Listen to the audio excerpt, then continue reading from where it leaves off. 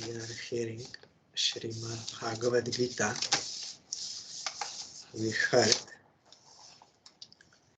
if one gets higher taste, then it is possible to give up lower taste.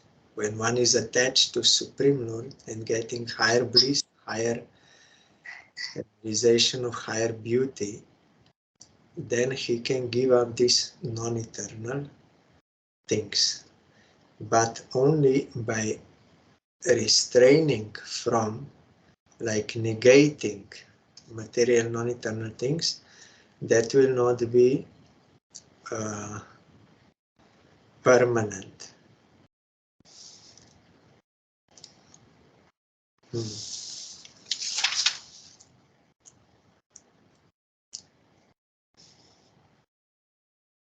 We heard yesterday, a devotee having controlled all the senses should live fully devoted to me, for his wisdom is unshaken, whose senses are under control.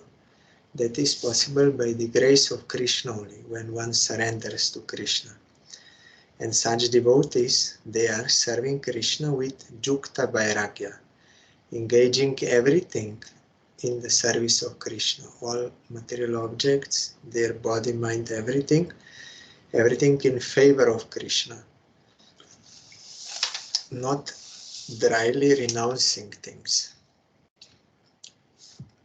Then next comes, this topic was explained many times by Gurudev. It is very important topic.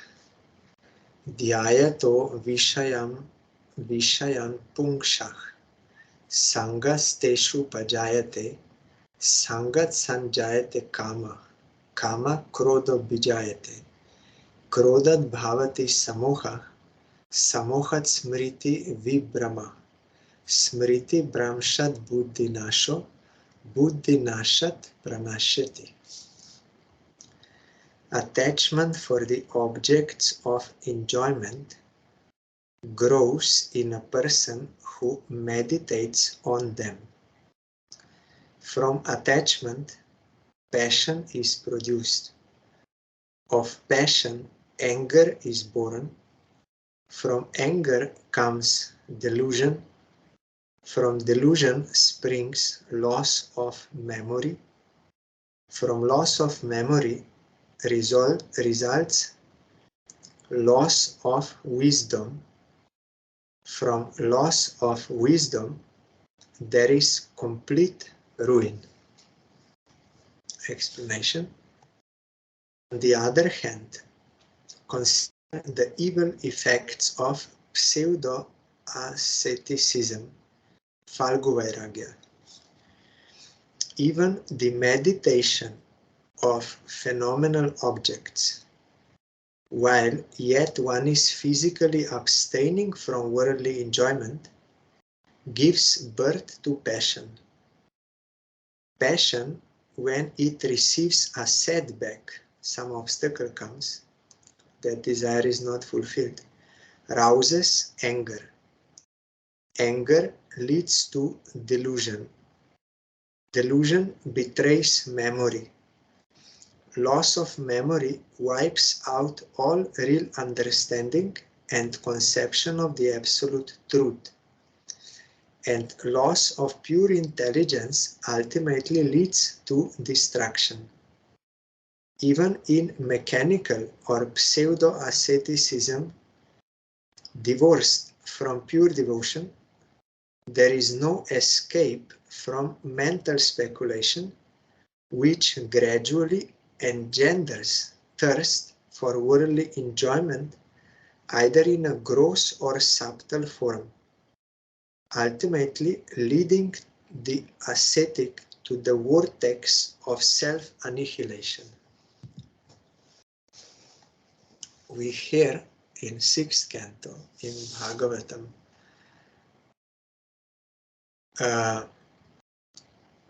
in 5th canto at the end, Shukadev Goswami was explaining there are many kinds of hellish existences, planets. And for different kinds of sin, one will have to go there. Then Parikshit asked, is there any way how one can be rescued by atonement? Then he said yes, there are atonements, and then it is explained by Karma Kanda that will not fully remove the tendency. They will do some yagya, but again they will commit same sin afterwards. And then by jnana means this, pseudo-asceticism, one will detach, one will renounce everything. But there it is explained, if one will renounce everything, practice brahmacharya, practice dhyan, all these things of gyan or jog, then he will, like a bamboo forest, will be burned to the ground. It will be totally destroyed. But Parikshit Maharaj said yes, but when new rain will come, then again that bamboo forest will grow because the root is still there. Shukadev said yes, it is true. This is this. One may detach from everything, but unless he takes shelter of Supreme Lord, just by thinking the ayat of Bishem, he will think about those objects, immediately attachment will come. And from attachment, passion will come, and all these things. So one needs higher taste. That is why Shukadev Goswami said this sort of atonement or rescue is also not complete and permanent. Only when one surrenders to Supreme Lord, serving his pure devotee, taking shelter of his pure devotee, he can be fully purified. Then he gave the example of a Jamil, how he was fully purified by devotion and attainment of there. So, on marginal plane also we are doing this. We see Maya, one side is very dazzling, and we have that desire, let me enjoy. So only from that thinking, from soul, that time there is no material mind yet, but soul's mind, souls, because material mind cannot think anything by itself. Soul has thinking, feeling, willing. When it comes in contact with matter, then matter gets that animation by the power from soul. Body is animated, like when fire is in touch with iron, then iron will get that capacity to burn, but not by itself. So mind cannot think, body cannot do nothing when Atma is gone. So Atma has got thinking, feeling, willing. So those Atmas who preferred to enjoy Maya only by thinking, they were pulled there, and they became conditioned souls. So that is not safe position. Safe position is only when one is engaged in the service of Krishna. So here, loss of memory wipes out all real understanding and conception of the absolute person. If you are not accepting absolute person, means Krishna on one side, but you want to enjoy Maya, you will lose that opportunity. You will lose, and then you will be ruined. But the root cause is this, our willing, our free will, thinking, feeling, willing. So willingly we were seeing that side and thinking, let me enjoy. That brought us down. So only like this pseudo-asceticism, divorced from pure devotion, there is no escape from mental speculation, because this is in the soul's quality thinking. So one will have to go down, and he will be ruined. His spiritual this prospect will be lost.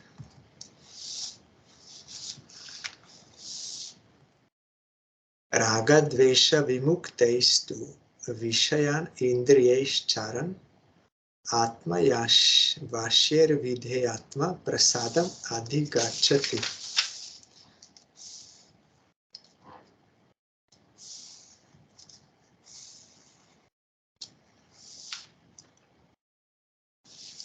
One second.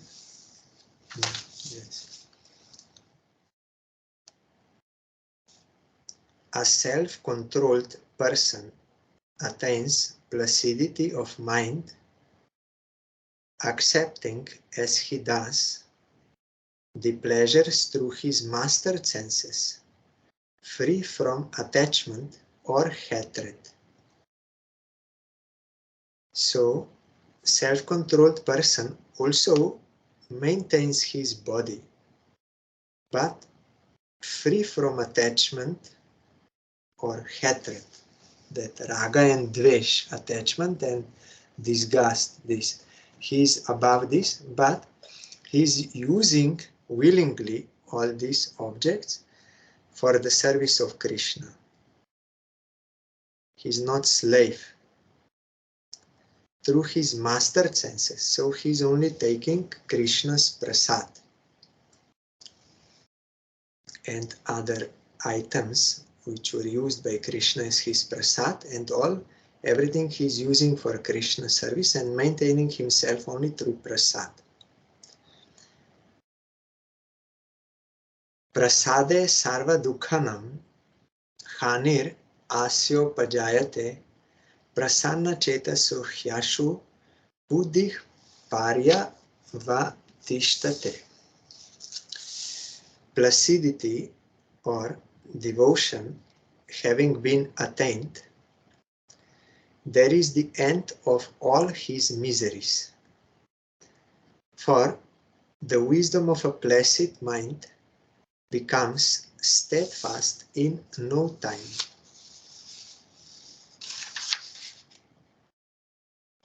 There was explanation to previous verse, so I will read.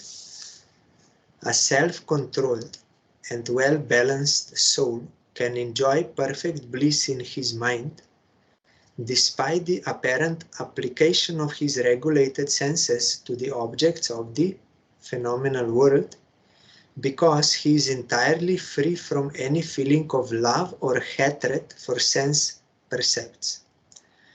A real yogin, being a true devotee of the Supreme Lord, has neither sympathy nor antipathy for any worldly object.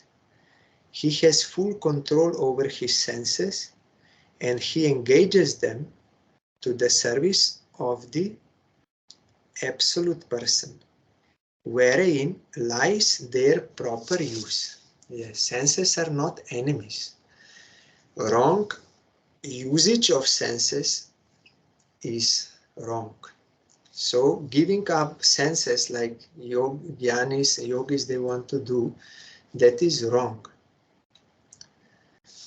And also many times we hear mind is the enemy. Mind is not enemy. My wrong decision is enemy.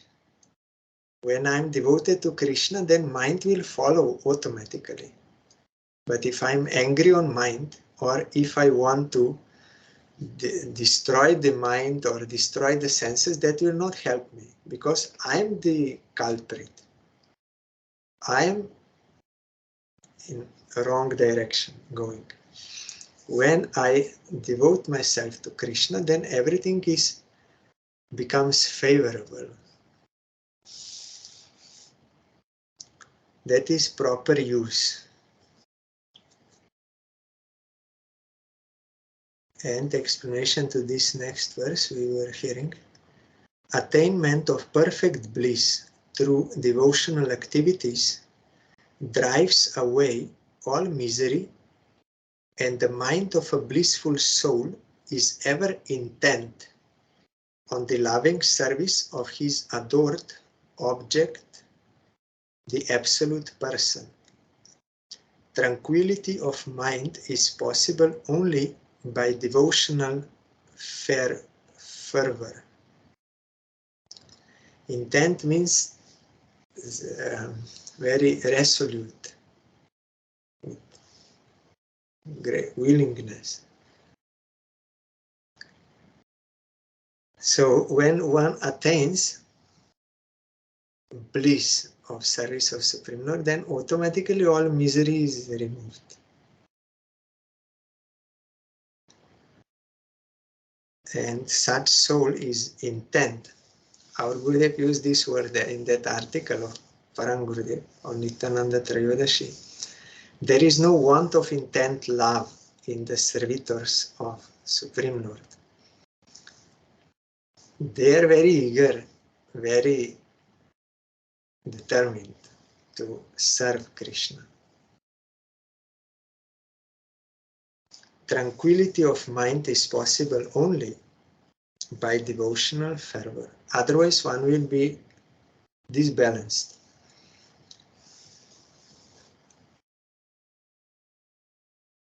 Once one asked Gurudev, some people they say I'm a Vaishnava. I'm sometimes thinking I'm Vaishnava. Sometimes I'm thinking I'm not. So you please tell me. You give final conclusion, final decision.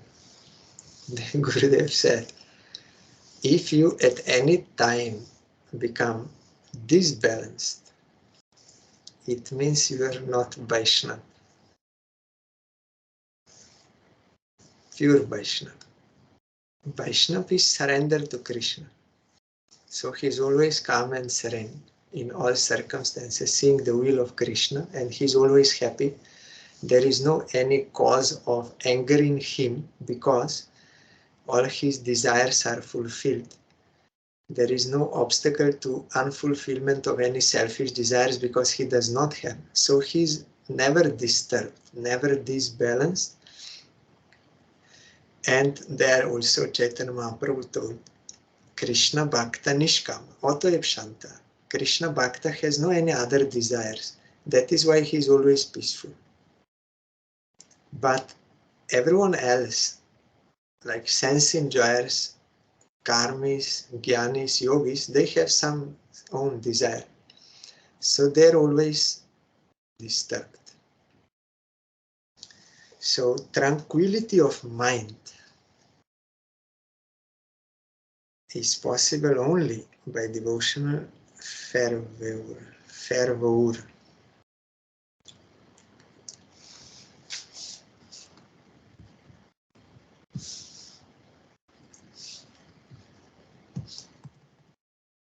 Nasti buddhir ayuktasya na chayuktasya bhavana na cha bhavayata shantir ashantasya kutah sukham. There is no wisdom for the person who is not attached to the Supreme Lord. There is no meditation for a non-devotee. There cannot be tranquility for one who does not meditate on the Lord. Whence will come transcendental bliss for an unpeaceful person?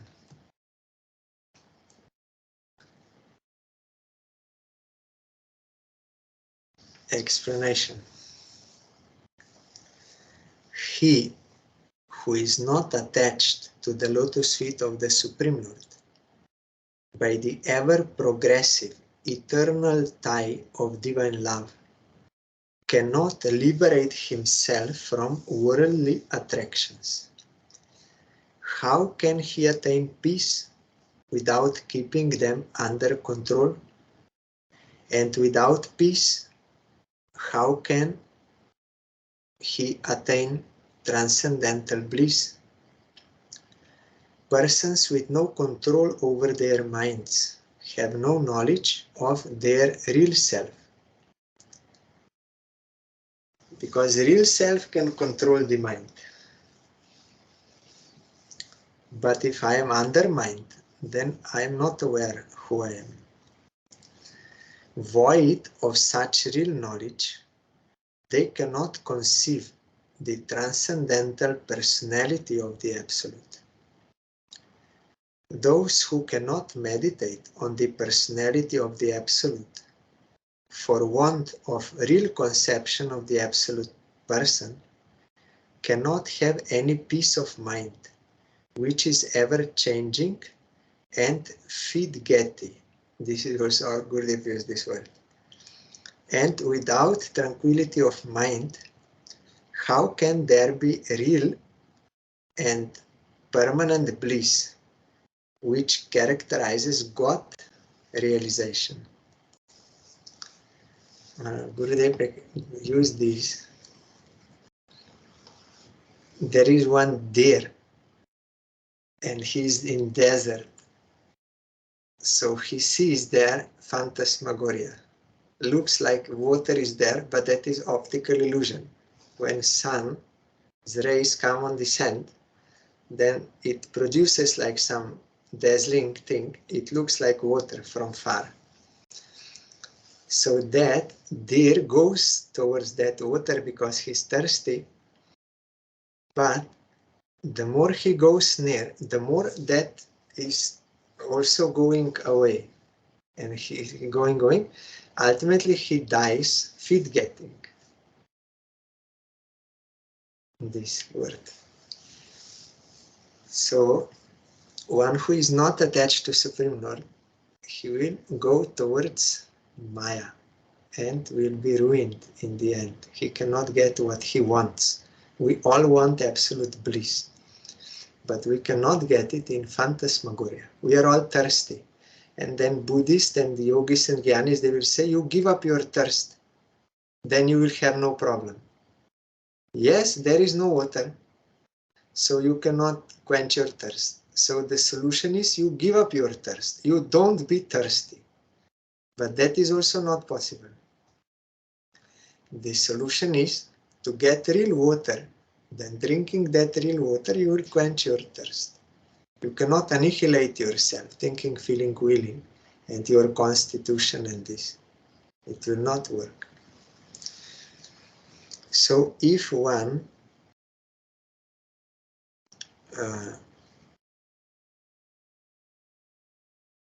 yes.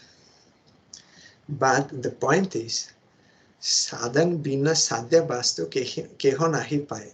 It is very nice to hear, yes, higher taste, bliss, all this, very nice to hear.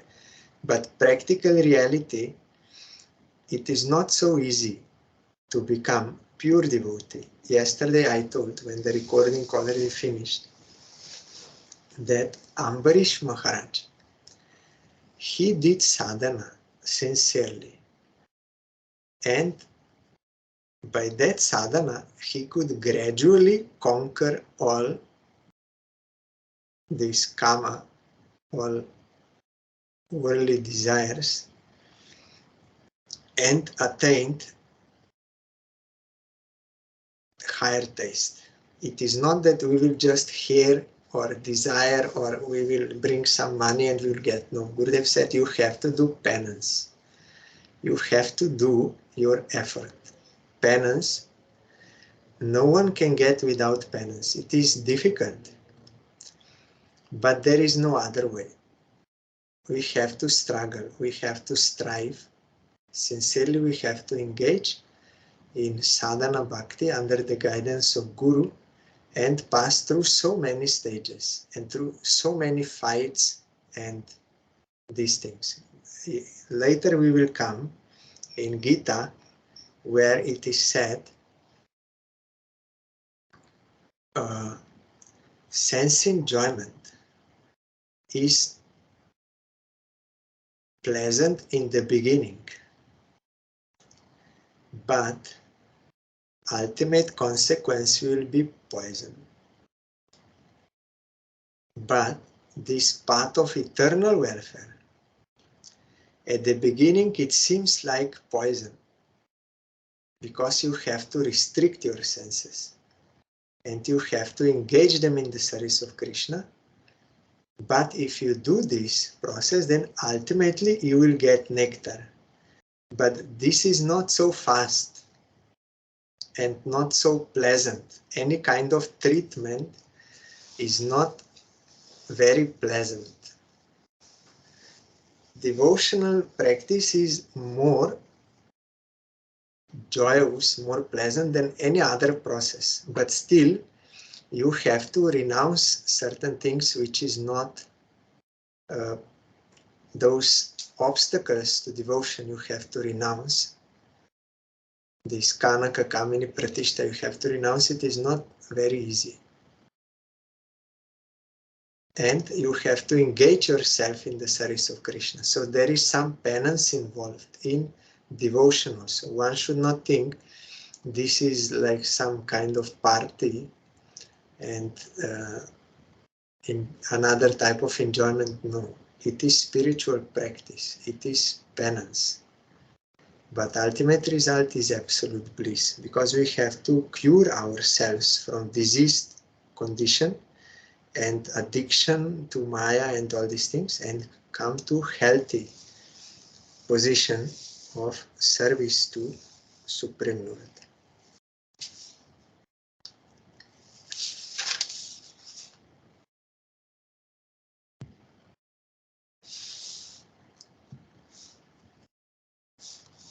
There is explanation.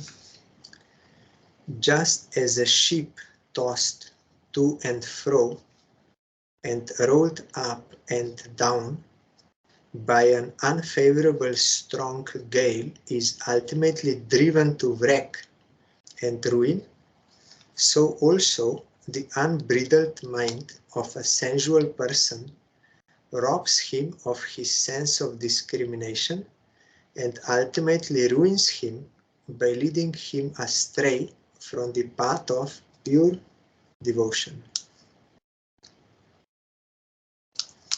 So there is a fight.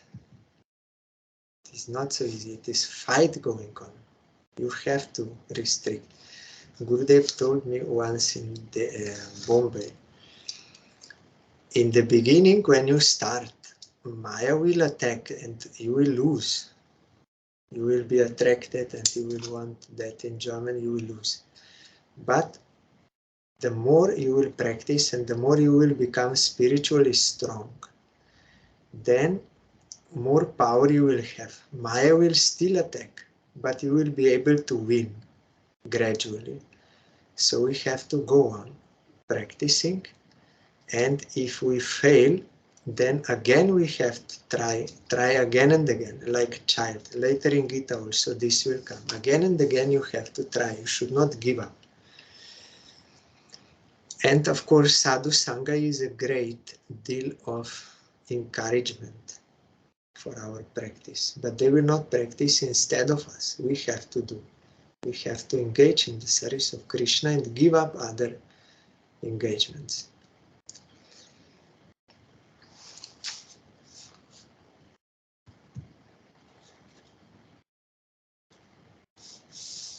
Oh, I think this was the next verse already. Yes.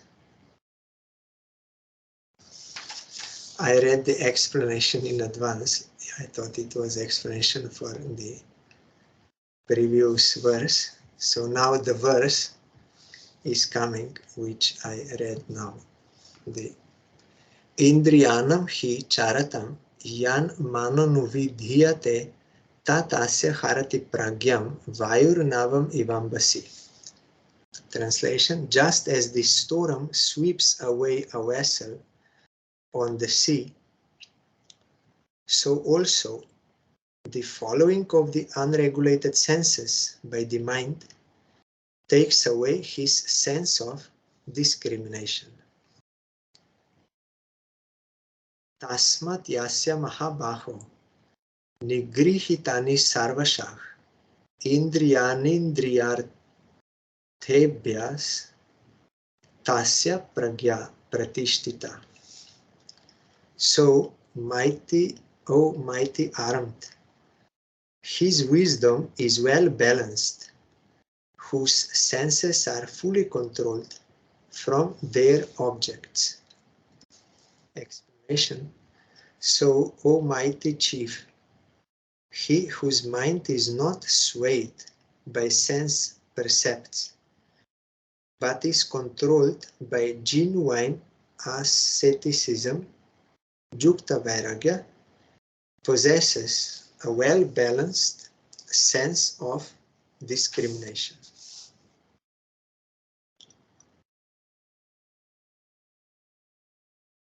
This is the only way.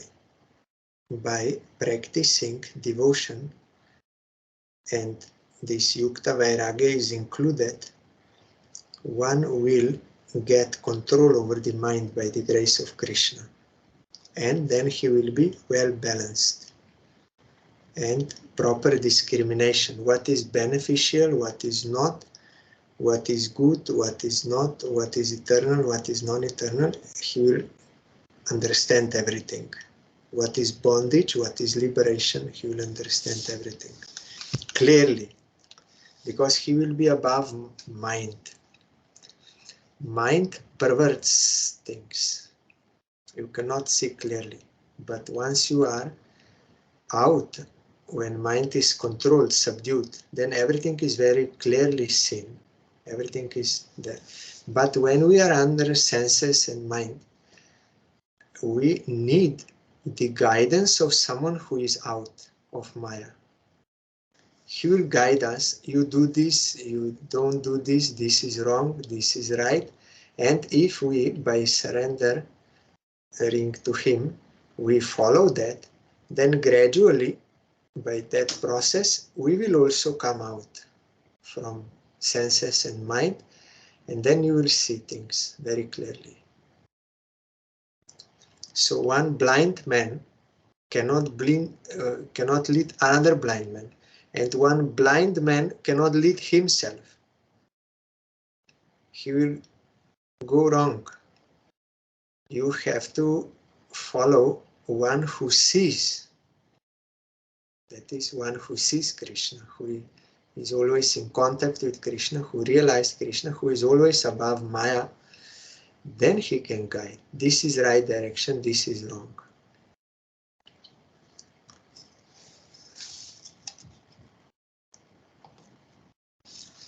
Ya nisha sarva bhutanam tasyam jagarti samyami yasyam jagrati bhutani sanisha pashyato mune. Yes, this verse. The devotee is wide awake about the self-knowledge, which is like a dark night to the worldly-minded people. The worldliness about which the secular people are fully awake is like a dark night to a devotee who has realized his own self and Godhead. Explanation. The truly wise are active and awake in a sphere where the worldly minded are inert and asleep. In other words, what is night for the one is day for the other. What is night for the ignorant is day for the enlightened, and vice versa. O Arjuna, intelligence is twofold, with transcendental and empiric. Transcendental or pure intelligence is lying dormant in the worldly minded. Steeped in the gloom of ignorance, they know not what is cognizable to pure intelligence. Men of discriminative intelligence, keenly alive to the spiritual knowledge of their own real self and of Godhead, enjoy everlasting peace and happiness accruing from that knowledge, while those who are weltering in the foul sink of worldliness and hankering after their own selfish ends are enthralled by Maya and are subject to mundane relativities. These are empty dreams to the truly wise who accept them as such if need be. This is very important. Like you see,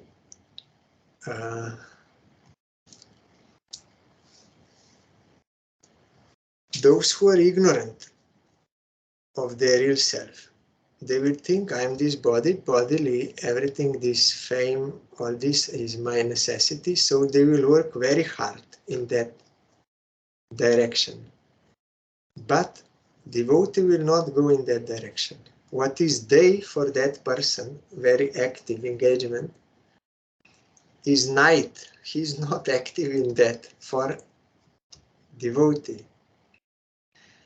But what is day for devotee? Devotee is very active in the service of Krishna, and that is night for ignorant person. He is not active there. Because during night one is inactive, during day he is active. So what is night for one is day for another, vice versa. They will fight for these worldly all acquisitions very fiercely, but devotee will be indifferent. No requirement. He will be very active in service of God, but they will never do any service to Krishna. Total night. So, and those who are in ignorance, they don't know what one perceives by pure intelligence. There is God, there is transcendental realm, and the Rasa Lila going on. They don't know anything about this. Supreme Lord has many Leelas he's doing, and there is transcendental. I have some duty also, some service.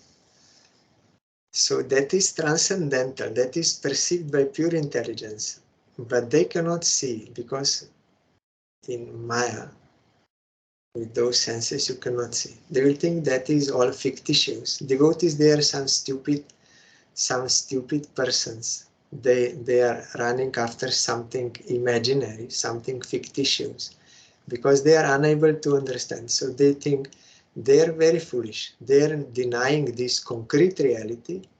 We will get real happiness by working very hard to get all material things, then we can be happy. But they are so foolish.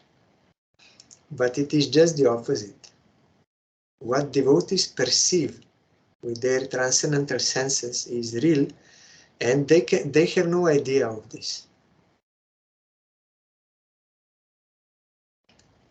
But devotees, they are not active there. Why? Because they know that is Maya. That is empty. It is a shadow only. You think you will be happy, but you will not be. So, those who are in real self, they are enjoying everlasting peace and happiness from that service, while those who are weltering in the foul sink of worldliness and hankering after their own selfish ends are enthralled by Maya, catched by Maya, and are subject to mundane activities. These are empty dreams. Like one, he sees that deer is running after phantasmagoria. So he knows that is empty dream only. He can never get what he wants by that process. One who is truly wise, he can see this.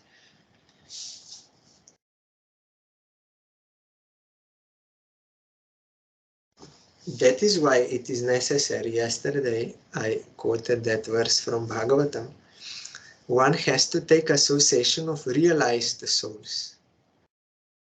They see this is real happiness, and they are tasting real happiness, not believing or aspiring. No, they are actually tasting that. And because they are liberated, they are beyond ignorance, they can also see that is total ignorance. Why you are running after that phantasmagoria? You will not get what you want. What you need, what you want, you will not get there. So if we hear such words from realized souls, that will change our direction and will inspire us to go in that direction. And the more we will go in that direction, we'll practice under their guidance, the more we can be free from that illusion and attain real happiness, real bliss.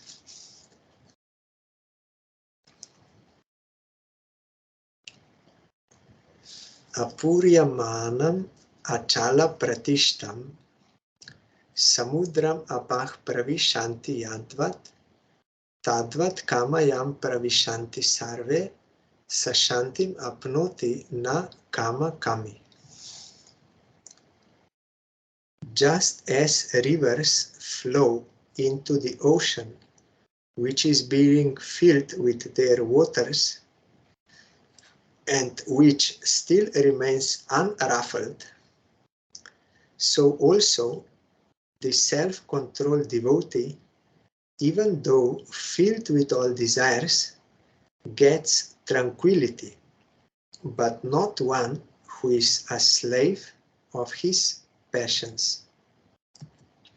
So devotee, he is full of desires, but for the service of Krishna, not selfish desires. And like,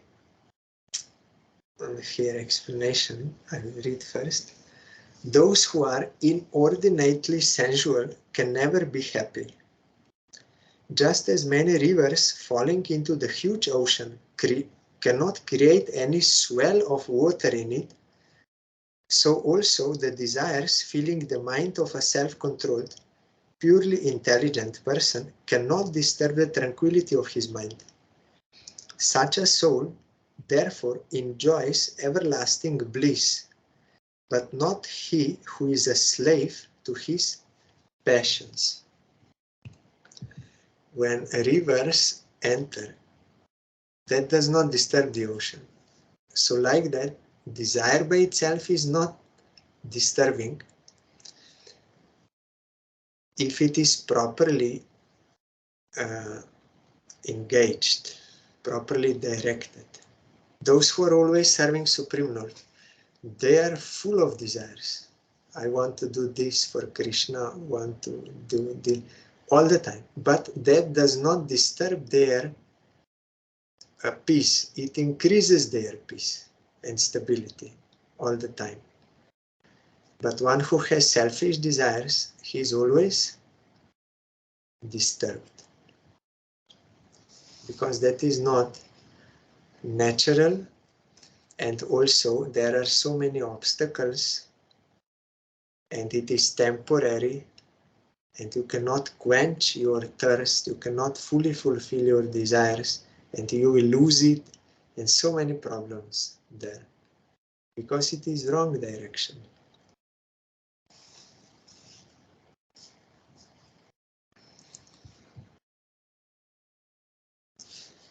Vihaya kaman yah sarvan pumam charate nisprihah nirmamo nirahankara sashanti madigachati.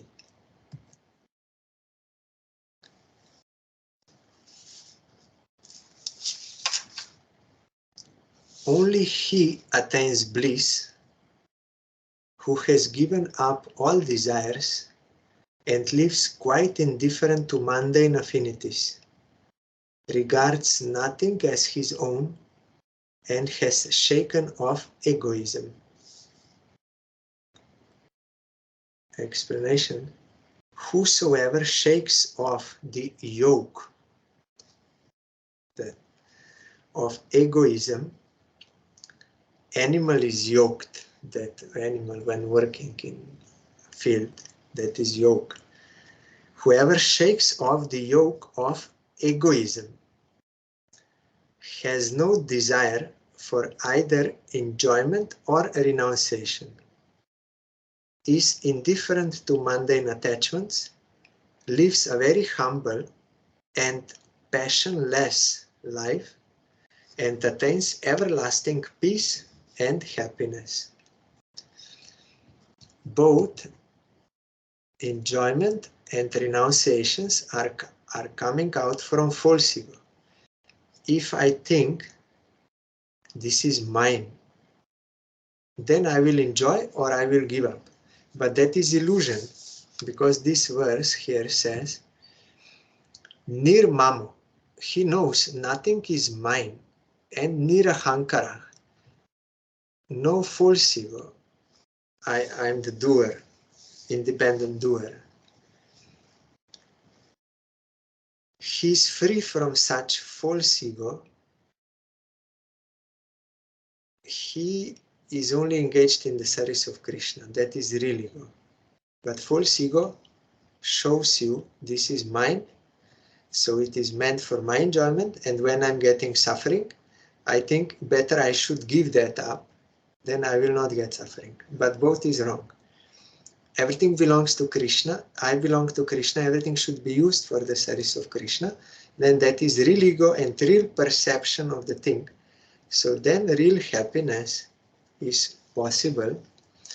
And when one has that real happiness and real knowledge, he is indifferent to mundane attachments and lives a very humble.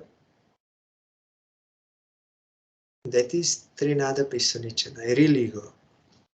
And passionless, no any selfish desires. Passionless life and attains everlasting peace and happiness. It is permanent, not for some time only, everlasting. Because that is eternal platform.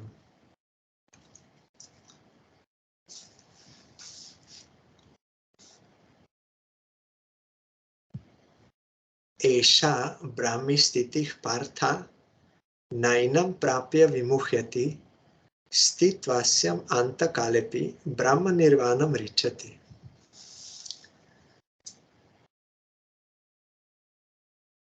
O Arjuna, this is the eternal state of realization.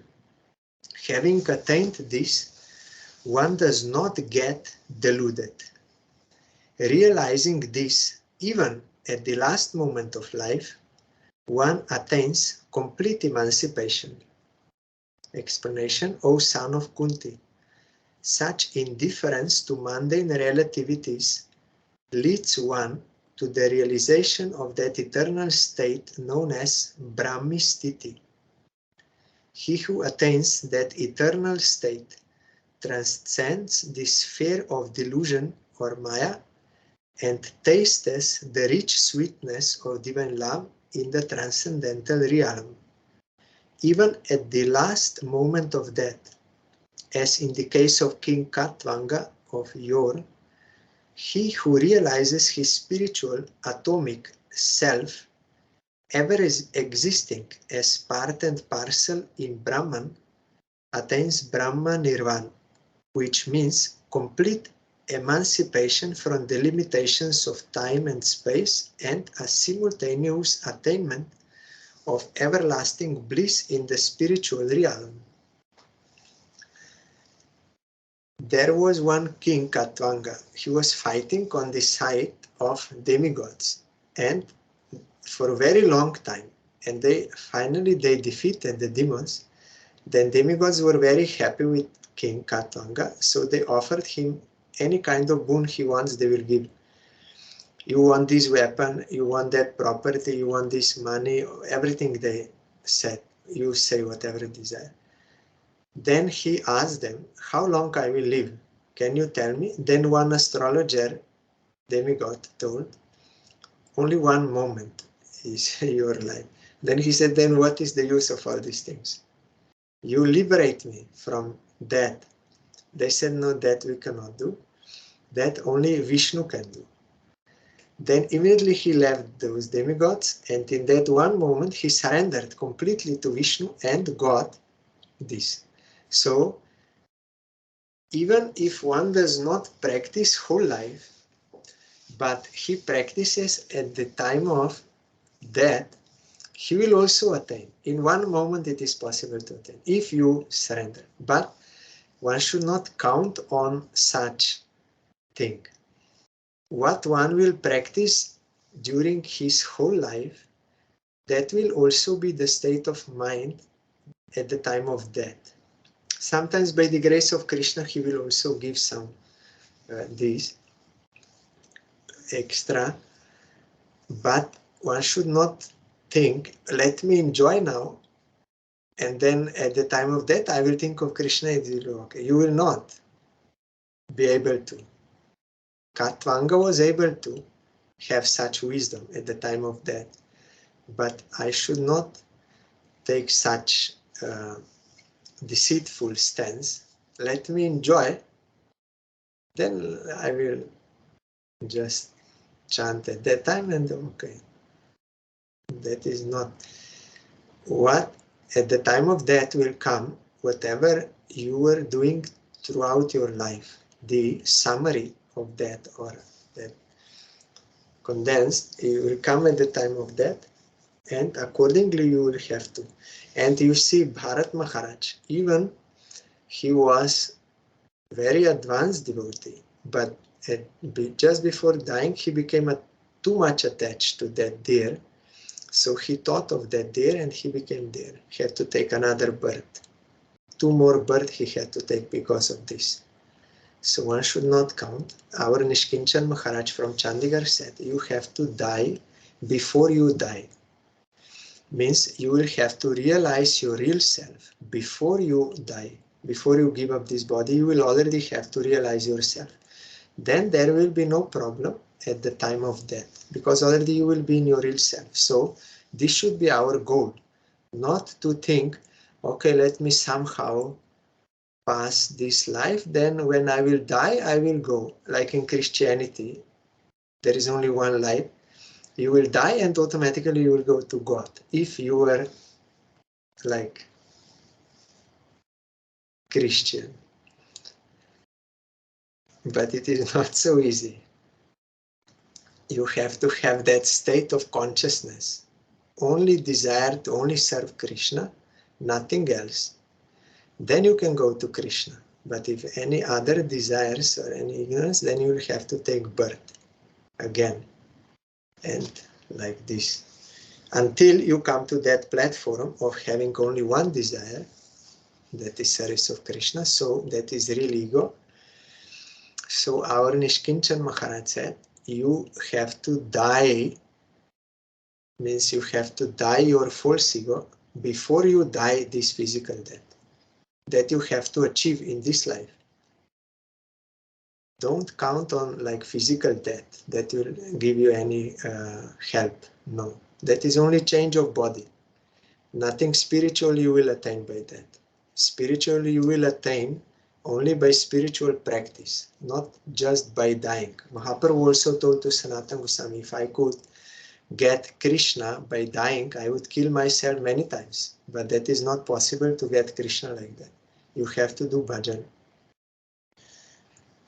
So here there is some note. It is to be noted that the primary meaning of Brahman does not imply the impersonal negative aspect of the Absolute, which is void of any form or attribute, but the positive aspect of the Absolute, who is the fountainhead of all love, all beauty, all truth, and all harmony. Atato Brahma Jigyasa, Janma Dyasya Jatha. It is explained in Bhagavatam. What is the meaning of Brahma? That is Supreme Lord. And he has the one aspect is impersonal, but Brahma is a person, Supreme Lord. So Brahma Nirvana means attaining him, giving up all this worldly ego and transcending all this mundane time and space and everything, and attaining to that transcendental realm. That means Brahma Nirvana in this context.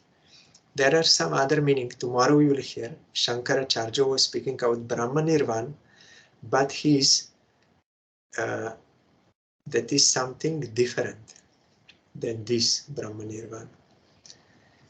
So gist of this chapter deals with Sankhya Yoga, or that branch of knowledge in which karma and jnana are fully dealt with, but bhakti indicated faintly. So tomorrow we will hear about Shankaracharya and that Maharaj. And this Maharaj who translated this Gita, he was professor in university in Calcutta before. He became, already he was a devotee, but later when becoming full-time devotee, when he came to Mayapur, he was also as a teacher in Bhaktivinoda Institute. And he was preacher, so he's teacher. So he made some questions, exam, like you are hearing in school, there is lesson, then there is exam, you have to answer what you learned. Otherwise you cannot go to next class. So tomorrow we will hear what are the questions on this chapter. Just I will give you one sample so that you can think.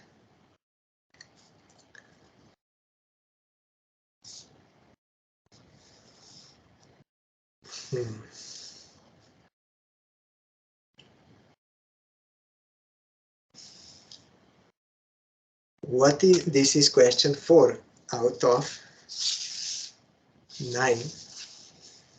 What is meant by single-minded pure intelligence? What has Gita said about those whose actions are fruitive and diversified? So we can think how attentively we were hearing and how much we remembered. There is an exam here at the end of each chapter. First question is, what is meant by frailties of heart, weakness of heart? What arguments were put forward by Arjuna under that pretense, and what lessons are learned therefrom? So you have to answer. Otherwise, only hearing inside and going out, and no thinking, no memorizing, and no practicing. But he made questions. So, and if you don't pass exam, then no question of next chapter.